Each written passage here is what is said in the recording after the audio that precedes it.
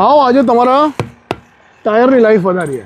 તો ભાઈ આપણને સૌને ખબર છે કે અલાઇનમેન્ટ અને બેલેન્સિંગ કેટલું જરૂરી છે. આપણે વિડીયોઝમાં વાત પણ કરેલી છે. આપણને ખબર છે દર 8-10 હજાર કિલોમીટર અલાઇનમેન્ટ અને બેલેન્સિંગ કરી લેવી જોઈએ. અન્ટિલ અનલેસ તમે બહુ ઓફ્ટન ખાડાવાળા રસ્તા ઉપર ચલાવો છો તો કદાચ વહેલી કરવી પડે અલાઇનમેન્ટ બેલેન્સિંગ. બટ આઈડિયલ સર્કમસ્ટાન્સીસમાં 8 થી 10 હજાર કિલોમીટર. પણ વધારે જરૂરી એ છે કે અલાઇનમેન્ટ બેલેન્સિંગના ટાઈમે તમે જે ટાયર્સ છે એનું ક્રોસ રોટેશન પણ કરાવો. આનાથી તમારે ટાયરની લાઈફ વધશે. હવે ક્રોસ રોટેશન કેવી રીતે કે ભાઈ આ જે આગળ રાઈટનું ટાયર છે એ જશે પાછળ રાઈટમાં, આગળ લેફ્ટનું ટાયર છે એ જશે પાછળ લેફ્ટમાં, પાછળ લેફ્ટનું ટાયર આવશે આગળ રાઈટમાં અને પાછળ રાઈટનું ટાયર આવશે આગળ લેફ્ટમાં.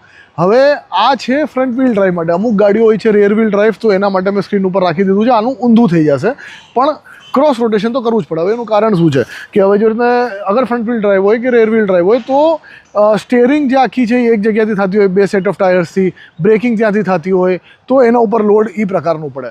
પાછળના જે ટાયર્સ હોય કે જે ઇનએક્ટિવ છે અને સપોર્ટિંગ ટાયર્સ છે તો ત્યાં પેસેન્જર્સ વધારે બેસતા હોય, પ્લસ એક્સેલરેશન સાથે સાથે ઘસાતા હોય, તો બંને જે સેટ ઓફ ટાયર્સ છે ને એના ઘસારા અલગ અલગ છે. તો એનો ઘસારો ઇવન થાય એના માટે આવી રીતે ક્રોસ ડાયરેક્શનલ એ લોકો ચેન્જ કરતા હોય છે. તો હવે તમને એમ સવાલ થશે કે ભાઈ આમ ક્રોસ કરવાની શું જરૂર છે, આને જ પાછળ નાખી દો અને આને આગળ નાખી દો, થઈ તો ગયા ચેન્જ.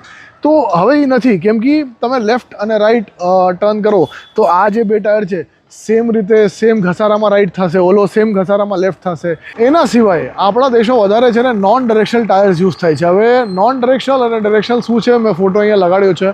તો એ જે નોન ડાયરેક્શનલ ટાયર્સ છે આપણી ગાડીમાં હોય, જે ડાયરેક્શનલ ટાયર્સ છે એ હાઈ પરફોર્મન્સ કાર્સમાં હોય, ટ્રેક માટે યુઝ થતા હોય. સો યુઝ્યુઅલી જે નોન ડાયરેક્શનલ ટાયર્સ હોય એને ક્રોસ રોટેશન કરવું પડે. ડાયરેક્શનલ ટાયર હોત તો આ જે લેફ્ટ સાઈડનું છે તો એ પાછળનું આગળ અને લેફ્ટ સાઈડનું જ આગળનું પાછળ થઈ જાત સેમ ડાયરેક્શનમાં.